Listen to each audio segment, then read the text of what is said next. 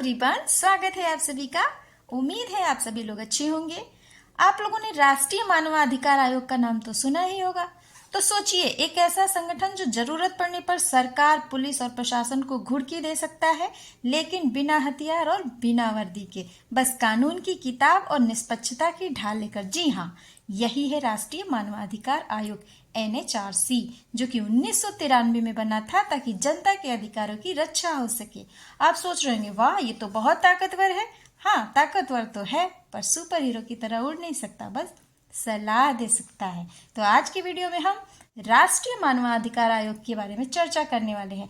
इस टॉपिक से रिलेटेड जितने भी ऑब्जेक्टिव टाइप क्वेश्चन बन रहे हैं, वीडियो के लास्ट में मिलेंगे। तो भारत में 32 स्थायी आयोग और समितियां हैं। इसके अलावा प्रशासनिक, न्यायिक और सामाजिक व्यवस्था में सुधार और नियंत्रण के लिए कई आयोग भी बनाए गए हैं। राष्ट्रीय मानवाधिकार आयोग उन्हीं आयोगों में से एक है जो भारत में मानव के अधिकारों की सुरक्षा सुनिश्चित करता है। राष्ट्रीय मानवाधिकार आयोग NHRC भारत में मानवाधिकारों की रक्षा के लिए बनी एक स्वतंत्र संस्था है। इसका गठन 12 अक्टूबर 1993 को मानवाधिकार संरक्षण अधिनियम 1993 के तहत किया गया था। इसका मुख्य काम यह देखना है कि देश में किसी भी व्यक्ति के मूल अधिकारों का हनन ना हो। NHRC का काम क्या है? तो देखते हैं NHRC का काम क्या है। मानवाधिकारों के हनन की जांच करना। अगर किसी व्यक्ति के साथ अन्याय हो रहा है तो NHRC उसकी शिकायत की जांच कर सकता है। दूसरा महत्वपूर्ण कार्य है सरकार को सलाह देना। यह आयोग सरकार को सुझाव देता है कि मानवाधिकारों की रक्षा के लिए क्या कदम उठाने चाहिए। ठीक है, सलाह देता है, इस बात का ध्यान रखें। जनता को जागरूक करना, लोगों को उनके अधिकारों के बारे में जागरूक करना और मानवाधिकार से जुड़े शोध को बढ़ावा देना। स्वतः संज्ञान लेना। अगर किसी गंभीर मामले में कोई शिकायत नहीं आती तो NHRC खुद भी संज्ञान लेकर जांच कर सकता है। NHRC में कौन कौन होते हैं? एक अध्यक्ष होता है जो कि सर्वोच्च न्यायालय के पूरे मुख्य न्यायाधीश होते हैं। सदस्य होते हैं, उनमें से कुछ पूर्व न्यायाधीश, मानवाधिकार कार्यकर्ता और विभिन्न क्षेत्रों के विशेषज्ञ शामिल होते हैं। आयोग के अध्यक्षों के अगर कार्यकाल की बात करें तो 5 वर्ष का कार्यकाल होता है, और दूसरा कि अगर 70 साल की उम्र जो भी पहले हो तक होता है। आयोग के अध्यक्षों की नियुक्ति की अगर बात करें तो नियुक्ति राष्ट्रपति के द्वारा की जाती है। NHRC के अधिकार और शक्तियों की अगर बात करें तो यह पुलिस हिरासत में हो रही प्रताड़ना, बाल मजदूरी, मानव तस्करी, महिला हिंसा जैसे मामलों की जांच कर सकता है, और सरकारी अधिकारियों और विभागों से जवाब मांग सकता है, अदालत में मामला चलाने की सिफारिश कर सकता है, पीड़ितों को मुआवजा देने के लिए सरकार को सुझाव दे सकता है। और इसकी सीमाओं के बारे में अगर बात करें तो इसकी सिफारिशों को लागू करवाने की शक्ति नहीं है। ये सिफारिश दे सकता है लेकिन सिफारिश को लागू करवाने की शक्ति नहीं है, केवल सलाह दे सकता है। मामले की संख्या बहुत अधिक होती है जिससे जांच में देरी हो सकती है, यानी शिकायतें बहुत है इसके पास, इसलिए थोड़ी देरी हो जाती है। राज्य सरकारें और एजेंसियां कई बार इसकी सिफारिशों को नज़रअंदाज कर देती है क्योंकि बहुत ज़्यादा सीरियस नहीं लेते हैं इनको लोग।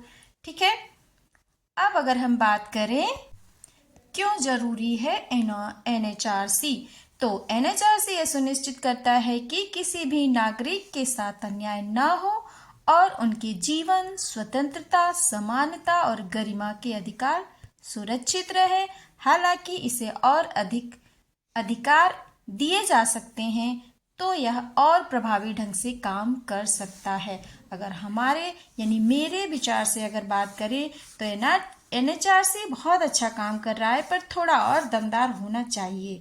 एनएचआरसी एक बहुत ज़रूरी संस्था है जो सामान्य लोगों को ताकतवर लोगों के अन्याय से बचाती है, लेकिन अगर इसे और भी सख्त अधिकार मिल जाए, जैसे कि इसके आदेशों को अनिवार्य रूप से लागू करना, तो यह और भी पावरफुल हो सकता है। तब एनएचआरसी सिर्फ सलाह नहीं देगा बल्कि एक्शन भी ले सकेगा, और फिर सरकार और पुलिस की हालत वैसी हो जाएगी जैसे कोई बच्चा प्रिंसिपल के सामने खड़ा है। ठीक है, तो इसे अभी थोड़े और अधिकार की आवश्यकता है। अब हम बात करने वाले हैं ऑब्जेक्टिव टाइप क्वेश्चन के बारे में।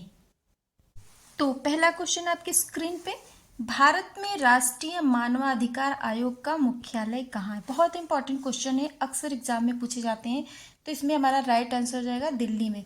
यानी भारत में राष्ट्रीय मानवाधिकार आयोग का मुख्यालय कहाँ है? तो दिल्ली में है। भारत में मानवाधिकार संरक्षण अधिनियम किस वर्ष पारित हुआ? तो इसमें हमारा राइट आंसर हो जाएगा 1993 यानी 1993 में। ठीक है, एनएचआरसी किसका सूचक है? तो राष्ट्रीय मानव संसाधन सभा, राष्ट्रीय जल संसाधन समिति, राष्ट्रीय मानवाधिकार आयोग, इनमें से कोई नहीं। तो इसमें हमारा राइट आंसर हो जाएगा बी, राष्ट्रीय मानवाधिकार आयोग का सूचक है। नेक्स्ट क्वेश्चन, मानवाधिकार संरक्षण अधिनियम 1993 में कितने अध्याय हैं? ठीक है, तो यहाँ पे हमारा हमारा राइट आंसर हो जाएगा 8।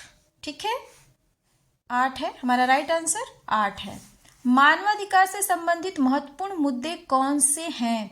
तो पहला है अल्पसंख्यकों का संरक्षण, दूसरा है महिलाओं के अधिकारों को प्रोत्साहन देना, तीसरा है नस्लीय भेदभाव की समाप्ति करना, और चौथा है उपयुक्त सभी। तो यहाँ पे हमारा राइट आंसर हो जाएगा उपयुक्त सभी, यानी ये सारे मुद्दे इसके अंतर्गत आते हैं। अगला क्वेश्चन है, मानवाधिकार संरक्षण अधिनियम किस वर्ष पारित किया गया था? ठीक है, राष्ट्रीय मानवाधिकार संरक्षण अधिनियम किस वर्ष पारित किया गया था? तो इसमें हमारा राइट आंसर हो जाएगा 1993। अगला क्वेश्चन है, मानवाधिकार संरक्षण अधिनियम की किस धारा में मानवाधिकार की परिभाषा दी गई है? तो यहाँ पे हमारा हमारा राइट आंसर हो जाएगा धारा 2, यानी धारा 2 में मानवाधिकार की परिभाषा दी गई है। अगला क्वेश्चन है, मानवाधिकार संरक्षण अधिनियम 1993 में कुल कितने अध्याय हैं? तो यहाँ पे हमारा राइट आंसर हो जाएगा बी। ठीक है, 8 अध्याय हैं।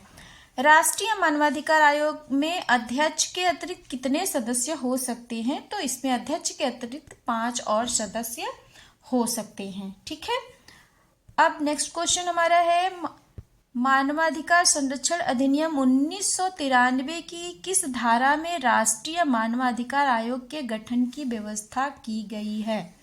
तो इसमें हमारा राइट आंसर हो जाएगा धारा 3।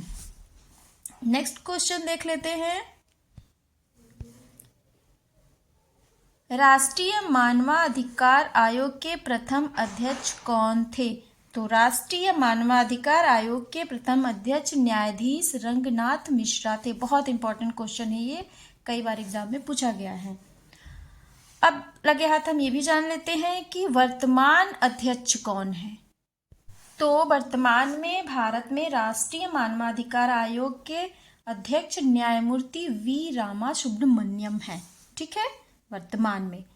नेक्स्ट क्वेश्चन है, भारत में मानवाधिकार आयोग के गठन की व्यवस्था करने वाली समिति का पदेन सदस्य कौन होता है?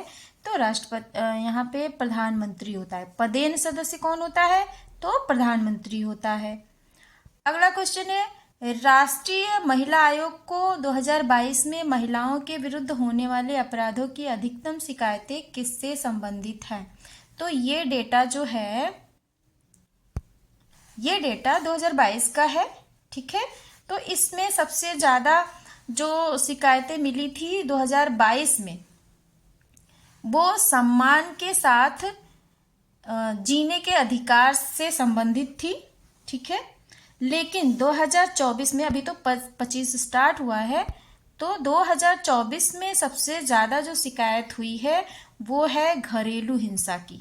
ठीक है, घरेलू हिंसा की सबसे ज़्यादा शिकायत हुई है। और सबसे बड़ी बात यह है कि सबसे ज़्यादा शिकायतें उत्तर प्रदेश से आई हैं और इन शिकायतों की संख्या है 12,648। टोटल भारत स्तर पर देखें तो 12,648 है, लेकिन इसमें से सबसे ज्यादा शिकायत अगर आई है तो वो उत्तर प्रदेश से आई है। अगला क्वेश्चन है, राष्ट्रीय महिला आयोग को 2022 में महिलाओं के विरुद्ध होने वाले अपराधों की लगभग कितनी शिकायतें मिली? तो 30,957 शिकायतें मिली थी 2022 में, और 24 में अभी मैंने बताया कि 12,648 शिकायतें मिली हैं और सबसे ज्यादा शिकायतें घरेलू हिंसा की। तो आप अंदाजा लगा सकते हैं कि घरेलू हिंसा के मामले कितना ज्यादा है अभी भी भारत में। ठीक है, तो इस तरह से ये एक बहुत ही इंपॉर्टेंट टॉपिक था और इस इंपॉर्टेंट टॉपिक से रिलेटेड जितने भी क्वेश्चन बनते थे मैंने इस वीडियो में कवर किया है। उम्मीद है आपको वीडियो समझ में आई होगी। Thank you.